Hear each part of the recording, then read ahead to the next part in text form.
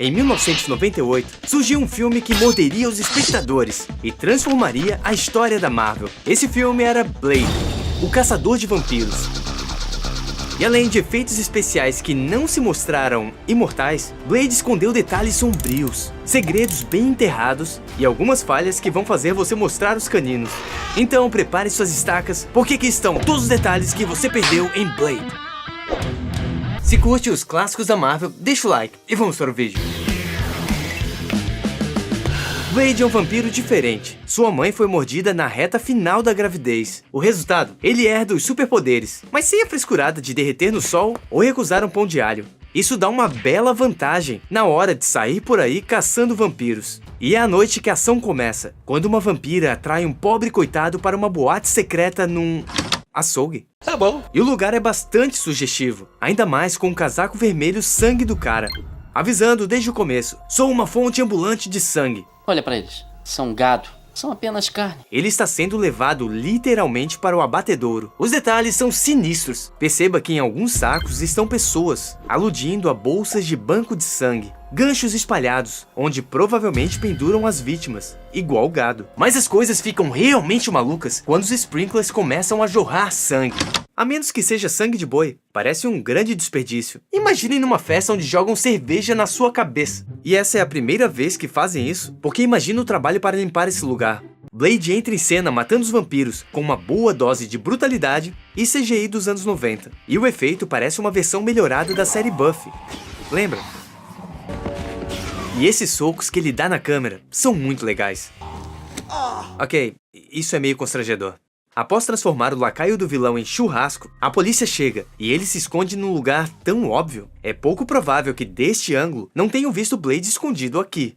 E tem aquele momento clássico. Beco, papéis voando, e você já começa a esperar um DeLorean ou um Highlander. Mas não, é apenas os anos 90. Depois de um show de violência no açougue / boate, Blade decide terminar o serviço. Mas por que diabos levariam alguém nesse estado para um hospital? Ele tá tipo, muito morto. O vampiro volta à vida, começa a morder geral, e de repente, Blade aparece e arranca o braço dele. Ou pelo menos deveria. E quando você pensa que não pode ficar mais bizarro, Blade salva a doutora que lembra sua mãe. E a única coisa que elas têm em comum? A cor da pele.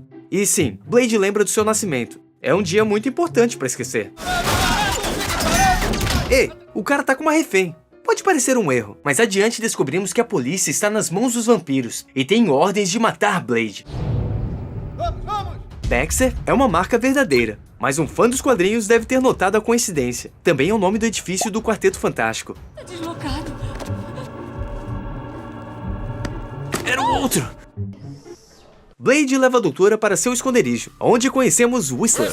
O mentor aplica uma solução de alho nela, para evitar que vire vampira. É como ser mordido por um rato e te darem um pouquinho de chumbinho ou um pedacinho de gato. Enquanto isso, Whistler ouve Bad Moon Rising, do Creedence. Uma música que fala sobre um apocalipse iminente, simbolizado pela imagem da lua má. Sugestivo, considerando que o vilão quer transformar toda a raça humana em vampiros, ou seja, criaturas que vivem à luz da lua. Corta para uma reunião de vampiros, onde o design das cadeiras remete a asas de morcego e as golas clássicas dos trajes de vampiros. O que é um detalhe muito legal, já que nessa realidade eles se vestem como qualquer um de nós. Apesar de eu não me vestir de terno, mas entendeu, né? A entrada é decorada com 2 faixas vermelhas, lembrando o sangue que escorre das mordidas. A sala é iluminada com arandelas, dando um ar de antigo, como os antigos castiçais. Frost, um vampiro que era humano antes de ser transformado, decide chutar o balde e desafiar os vampiros puro sangue. Sua brilhante ideia? Exterminar os humanos. Genial!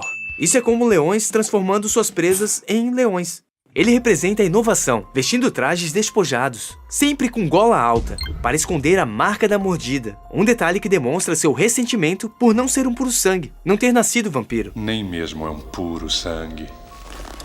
Eu chequei sua formação. Descobri que ela é hematologista.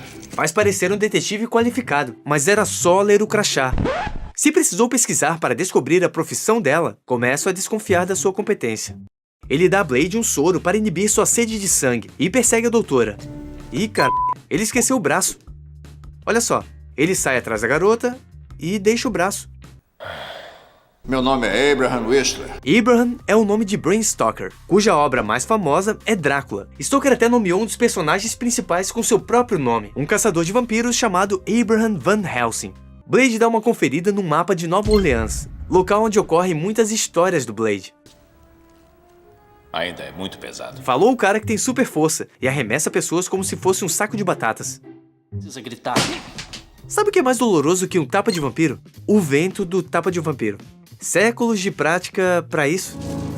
A distância desses caninos não está um pouco exagerada? Quer saber o que me incomoda um pouco? Blade espanca um policial em plena luz do dia, e ninguém dá a mínima. O policial foge, e todos gritam histericamente. Mas assim que ele sai de cena, todos voltam ao normal. Mas o sujeito com sobretudo espada e arma na mão continua ali. Blade persegue o policial, e no caminho cruza com um vampiro nas ruas, que, por acaso, é o diretor do filme. O policial revela que a passagem secreta é pela geladeira. Blade dispensa ele, e ao abrir a geladeira, cadê o alface que estava aqui? Ah, e aquele brinquedo de morcego faz parte de uma linha real de brinquedos da Marvel, chamada Vampire Wars, que também incluía uma figura do Blade. Falando nisso, Blade também deu as graças na série animada do Homem-Aranha. A passagem da geladeira leva à biblioteca, onde os vampiros guardam sua história. Lá, ele enfrenta uma garotinha fera nas artes marciais. Algumas cenas atrás, ela estava assistindo Mortal Kombat. Treinamento intensivo, meus caros. Ela ficou uma fera nas artes marciais assistindo Mortal Kombat. Nos anos 90 era assim. Blade deve ter aprendido isso em Esqueceram de Mim. Blade e Mortal Kombat Aniquilação até compartilham uma cena igualzinha. Ambos filmes são da New Line Cinema. Esses vampiros conservam e protegem seus papéis por milhares de anos, mas não se importam em lutar e quebrar tudo. Nosso vampiro é capturado, mas logo é salvo por Whistler. Eu estou esperando alguém. Como assim? Apenas uns minutos atrás, não tinha nada na sua orelha. Quando fogem pelo metrô, se você pausar quadro a quadro, dá para ver o supervisor de efeitos especiais dentro do vagão. Sim, o trem foi gerado por computação, tanto que o troço é tão grande que parece estar num loop infinito. Uma eternidade depois... Nada como esfregar a cabeça de um vilão no trem em alta velocidade. Isso é bom. A reação é violenta. E mesmo assim misturou no microscópio. Se não era pra olhar, pra quê? Digo, ela já tinha testado anteriormente. Então Blade encontra Frost, que decide usar protetor solar para sair na luz do dia. Mas e os olhos? Nem um óculos escuro? Criança raiz dos anos 90, arremessada de cabeça a 200 km por hora num ponto de ônibus e ainda sai andando. As de hoje estariam chorando antes de chegar a 50 km por hora. Logo os vampiros invadem a oficina, sequestram a doutora e deixam Whistler à beira da morte. Como um bom matador de vampiros, ele pede a arma para acabar com a própria vida, seguindo o mesmo conselho que deu a Karen. Compre uma arma pra você. Se ficar com sede, independente do quanto já tenha bebido, então eu sugiro que pegue a arma e atire em você. Após a morte do amigo, Blade corta a raiz de uma planta. É bastante simbólico. A planta, assim como Blade, é um híbrido de duas espécies. Cortar as raízes parece simbolizar que Blade finalmente rompeu os últimos laços que tinha com a humanidade. Ou apenas uma cena legal mesmo. Eis que descobrimos o plano genial do vilão: ressuscitar o Deus de Sangue para exterminar a humanidade, ao transformar todos em vampiros. Mas se os humanos são gado, como diabos os vampiros vão se alimentar depois de acabar com todos? A garota teria perguntado isso, se a cena não tivesse sido cortada. If you turn everybody into vampires, whose blood are you gonna drink? A ideia do vilão era criar um estoque eterno de sangue. Mas vamos lá, os vampiros vivem séculos. Faz tanto sentido quanto transformar todo o alimento da Terra em humanos e achar que é uma boa ideia. Se os vampiros realmente quisessem um suprimento eterno, era só acabar com Blade e sua turma, e pronto. Problema resolvido. Embora o filme não explique, a ideia dele era criar uma fazenda de humanos, tratados como gado. Uma ideia que mais tarde seria usada em Blade Trinity. Blade chega para resgatar Karen, e não dá para ignorar as semelhanças com Matrix. Mesmo sendo lançados com diferença de 1 ano, ambos estavam em desenvolvimento ao mesmo tempo. É um estranho caso de coincidência. Os dois têm bullet time, personagens de sobretudo e óculos que saltam distâncias absurdas.